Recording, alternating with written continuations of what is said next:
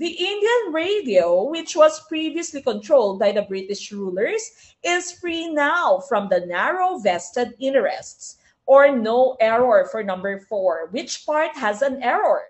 Ang tumpak na choice po natin dito, no? The part that has an error is number 3. You should have used the term now free. Ngayon ay malaya na. Now free is used for long period. No? Kumbaga, ang ibig sabihin niya, finally, malaya na siya. No? Finally, malaya na kami or malaya na sila. No?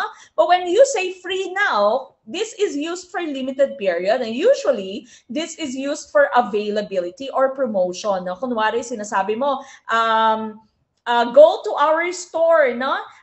Umbrellas are free now, di ba? So, free now. Promotion, availability, available siya now, no? So, free now is used for limited period, okay? But now free is used when you are talking about a long period, which can also be synonymous, kumbaga, halos magkapareha sa finally.